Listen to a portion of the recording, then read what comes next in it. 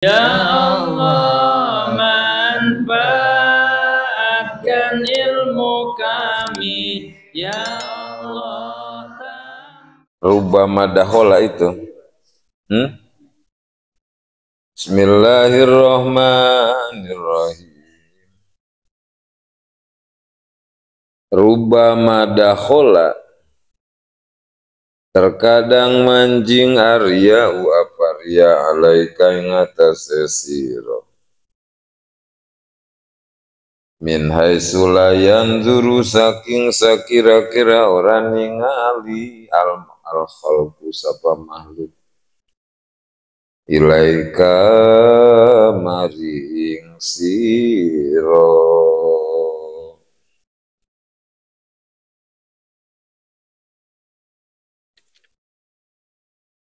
Di sini Imam Ibnu Athaillah menjelaskan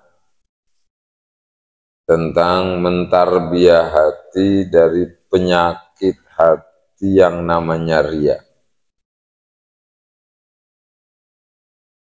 Kita definisikan dulu apa itu riya. Riya adalah amalun li ajlin nas huwa riya'un. Amal ibadah yang kita laksanakan karena manusia, karena pengen didukung oleh manusia, karena pengen dicintai oleh manusia, karena pengen dipilih oleh manusia, karena pengen diberi oleh manusia. Nah, itulah riya. Seperti calon DPR ngasih sodakoh ya, kepada warga, tujuannya pengen dipilih, pengen didukung, pengen dipilih, pengen didukung oleh warga, berarti riya.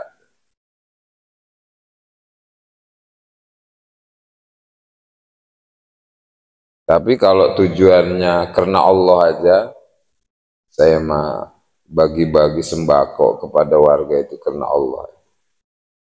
Mereka warga mau dukung saya, alhamdulillah, enggak juga ya terserah. Ya ikhlas berarti. Beda itu nanti konsekuensinya beda. Kalau yang enggak ikhlas mah, kalau yang riya mah, ketika enggak dapat suara dari daerah itu, ngoceh dia. Bahkan diambil lagi ambal. Seperti itu konsekuensi. Tapi kalau yang sudah enggak riya mah sudah ikhlas mah, enggak diambil lagi ambal, enggak ngoceh. Karena tujuan saya ikhlas karena Allah. Salah warga mau dukung saya mau enggak ya terserah. Nah, seperti itu. Terus dampaknya ke hati juga beda antara yang ria dengan yang ikhlas. Sakit hati, kecewa berat gitu kalau kita ria itu. Tapi kalau kita ikhlas ya hati itu plong aja, tenang aja. Nah, itu ya. Jadi amalun li ajlin nas huwa riya. Amal ibadah karena manusia itulah riya.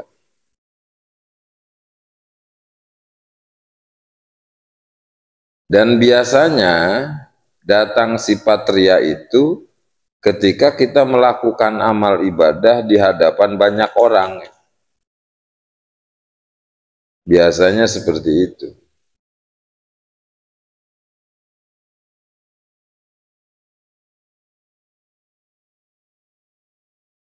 Seperti kita misalnya nih, sholat berjamaah, pengen kalem sama mertua. Nah, itu riya. Atau pengen kalem sama Pak Ustadz, atau pengen kalem sama saudara, atau pengen kalem sama tetangga, itu riya. Nah, cara mengobati hati kita dari sifat riya, hati kita harus kita nasihati. nasehatin hati kita, hati lu itu tolol. Sholat berjamaah jing pengen kalem sama mertua. Tolol lu itu hati. Emang mertua bisa ngasih pahala apa? Ngapain lu pengen kalem sama mertua? Mertua nggak bisa ngasih pahala. Yang bisa ngasih pahala itu cuman Allah. Jadi rugi lu kalau pengen di alam sama mertua itu. Mertua nggak bisa ngasih pahala. Yang bisa ngasih pahala hanya Allah. Jadi belajar lu hati ikhlas karena Allah. Gak ada untungnya ria itu. Nasihatin lagi hati. Hati lu itu tolol. Sholat pengen di alam sama Pak Ustadz lu. Emang Pak Ustadz bisa ngasih pahala apa? Nggak bisa ngasih pahala. Pak Ustadz gak butuh pahala dari Allah. Yang cuman bisa ngasih pahala hanya Allah. Jadi kamu harus belajar ikhlas karena Allah. Begitu cara menasihati hati. Kadang saking tololnya hati kita sholat berjamaah itu pengen ke alam sama musuh coba gitu. Biar tahu dia itu benci bener dia sama gue. Biar tahu dia gue ini rajin berjamaah. Kadang kita pengen ke alam sama musuh. Kan tolol bener tuh hati. Goblok bener tuh hati. Musuh, nasihati hati kita. Musuh mah jangankan melihat keburukan kamu. Jangankan melihat kejelekan kamu. Melihat kebaikan kamu aja musuh mah nggak seneng. Nggak seneng namanya musuh. Orang yang benci sama kita, ya, jangankan ngelihat keburukan kita, ngelihat kebaikan kita nggak seneng.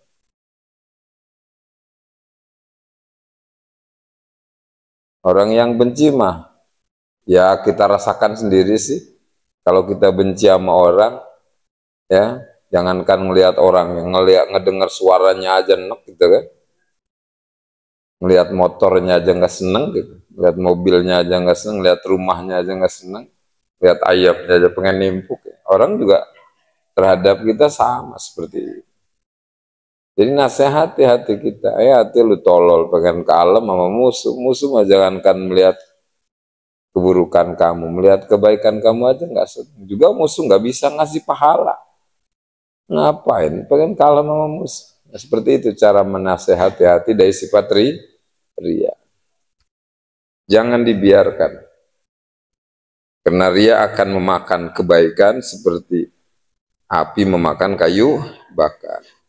Ria yakulul hasanah kama yakulun nar al-hatab. Ria memakan kebaikan kita sebagaimana api memakan kayu bakar. Maksudnya gimana itu? Maksudnya begini, kalau kita itu ria, kalau hati kitanya masih ada sifat ria, nggak bakalan bisa istiqomah ibadah itu. Nggak bakalan bisa istiqomah ibadah itu. Kalau masih ada sifat ria dalam hati, nggak bakalan bisa istiqomah ibadah. Karena kan kalau ria mah, sholat berjamaahnya itu karena pengen ke alam kan.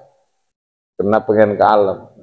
Ketika nggak ada yang alam, udah males dia. Nggak berjamaah lagi. Jadi terputus dia, patroh. Tapi kalau yang ikhlas, insya Allah bisa istiqomah ibadah. Saya sholatnya bukan pengen ke alam, sholat berjamaah. Nah Allah, mau ada yang alam, mau ada yang nyaci, terserah mereka. Yang penting saya berjamaah. Jadi beda ya. Makanya orang kalau disertai dengan ria akan terputus dari ibadah, nggak istiqomah. Makanya dalam bahasa hadis, Arya yakulul hasanah kama yakulun nar al-hatab. Seperti itu maksudnya. Di antara maksudnya seperti itu. Banyak pengertian dari hadis itu.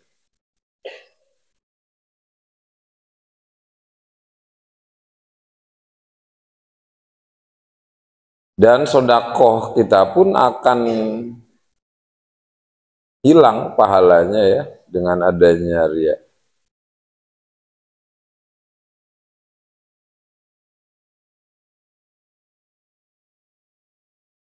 Ada 4 perkara yang menghilangkan pahala sedekah itu. Manu, adza, riya, kalladzi wala tubtilu shadaqatikum bil manni wal adza kalladzi yunfiqu malahu ria'an nas wala yu'minu billahi wal yaumil akhir. Pertama yang menghilangkan pahala sedekah itu adalah manu. Manu itu ngungkit-ngungkit. Dulu kita pernah ngebantu saudara sepupu kita gitu. Sekarang dia udah jadi, lupa sama kita. Akhirnya kita ungkit-ungkit. Lu itu nggak tahu terima kasih sama gua. Dulu udah gua bantu lu, sekarang lu lupa kacang sama kulitnya. Ayo kita ungkit-ungkit. Nah itu manu. Terhapus pahala sedekah gitu. Wala tubtilu shadaqatikum bil manni. Jadi biarin aja, kita belajar ikhlas aja, belajar ikhlas. Biarin aja lah, dia mau terima kasih mau enggak, terserah dia. Yang penting gue udah bantu gitu aja. Karena Allah aja lah gue bantunya gitu. Nasihati hati kitanya. Nggak ada untungnya juga kita ngungkit-ngungkit, malah nyeri hati, wah ya. Sakit hati yang nggak ada. Angguran belajar ikhlas.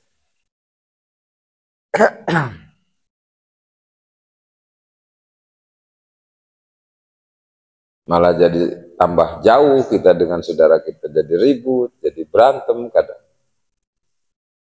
Angguran belajar ikhlas, adem ayem ikhlas. Wala tubtilu shadaqatikum bil manni. Kedua wal adza, nyakitin. Nyakitin itu bisa menghapus pahala sedekah. Nyakitin bisa menghapus pahala sedekah. Berarti ngasihnya mengasih sama kucing itu cuma nendang dulu gitu kan. Orang udah ditendang, orang dikasih sama dikasih, cuman ya ditendang dulu sama kita gitu. Disertai dengan menyakiti, ya hapus pahala sedekah kita. Wala tubtilu shadaqatikum bil manni wal adza, atau ngasihnya mengasih, cuman kitanya ngoceh gitu, nyakitin ocehan kita. Lu itu nggak tahu malu, lu minta-minta aja. Wah, segala kita omongin. Ngasihnya mengasih. Cuman kena ngerasa butuh aja yang kita kasih itu, walaupun diocehin gitu. Kena butuh diambil gitu. Kucing walaupun ditendang kena butuh ya dimakan aja.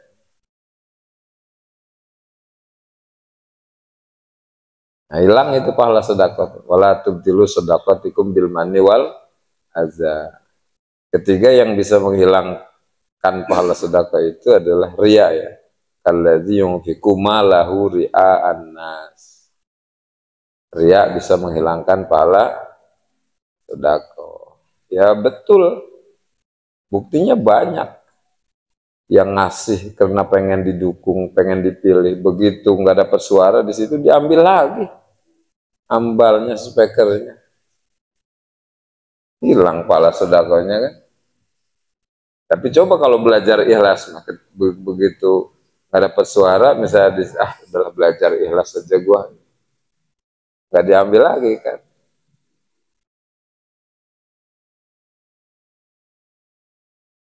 Keempat yang bisa menghilangkan pahala sedekah itu adalah la yu'minuna billahi wal yaumil akhir. Wa la yu'minu billahi wal yaumil akhir. Tidak iman kepada Allah seperti si Taiguan Tongsun. Taiguan Tongsun menyekutukan Allah. Tapi dermawan dia. Muludan nyumbang aqua 100 kardus. Musola yang lagi dibangun nyumbang dia semen 100 sak. Ya. Pahala dari manusia mah dapat dia. Orang pada muji sama dia kan. Wih, walaupun kafir dia dermawan si Taiguan itu. Orang mah pada muji, pahala dari manusia mah dapat ya. Tapi untuk dapat pahala dari Allah enggak. Tapi untuk pahala dari Allah enggak dapat. Karena syarat untuk mendapatkan pahala dari Allah itu harus iman kepada Allah, jangan menyekutukan Allah. Kalau menyekutukan Allah, nggak dapat pahala dari Allah, cuma dapat pahala dari manusia. Nah itu.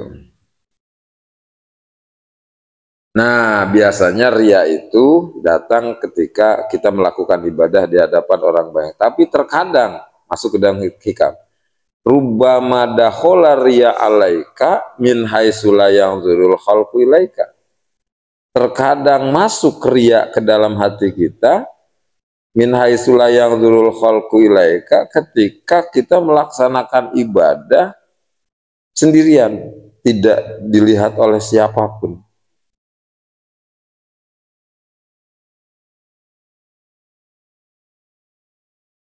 Jadi terkadang datang riya ke dalam hati kita ketika kita melaksanakan ibadah sendirian tidak terlihat oleh siapapun.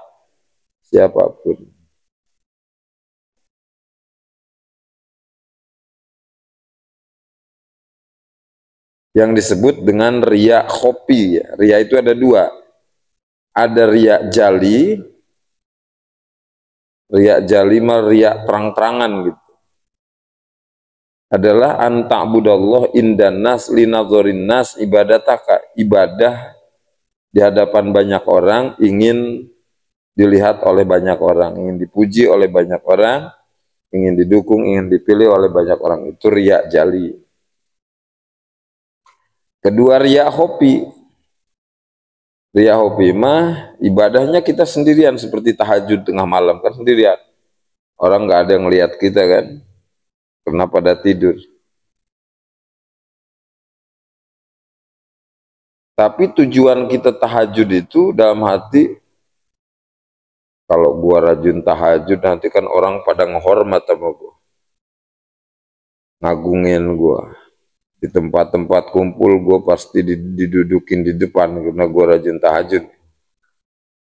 Terus orang pada apa itu banyak ngasih sama gua kalau gua butuh. Nah itu termasuk riya khofi yang kayak gitu. Riya khofi, dan itu juga harus dibersihkan dari dalam hati kita.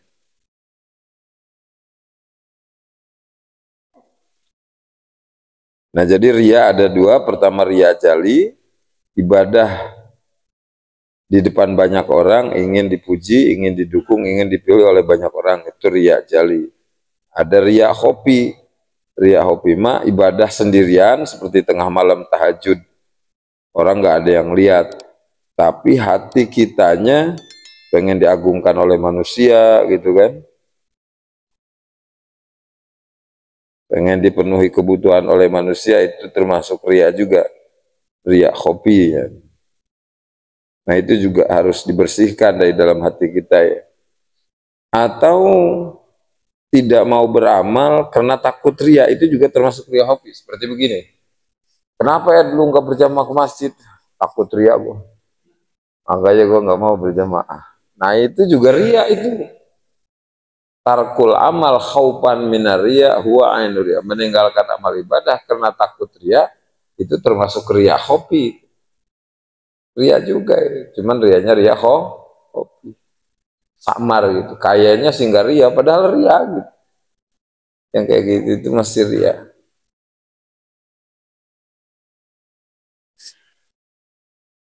Nah, kita yang riya dalam amal, maka kita masih termasuk orang munafik. Berdasarkan ayat yunfiquna amwalahum ria'an nas. Tanda orang munafik kalau menginfakkan harta riya.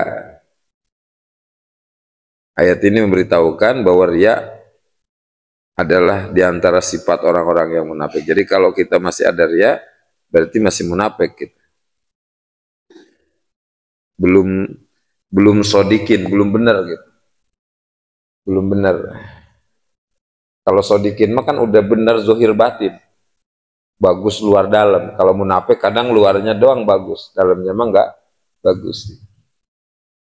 Kedua, tidak akan diterima amal ibadah.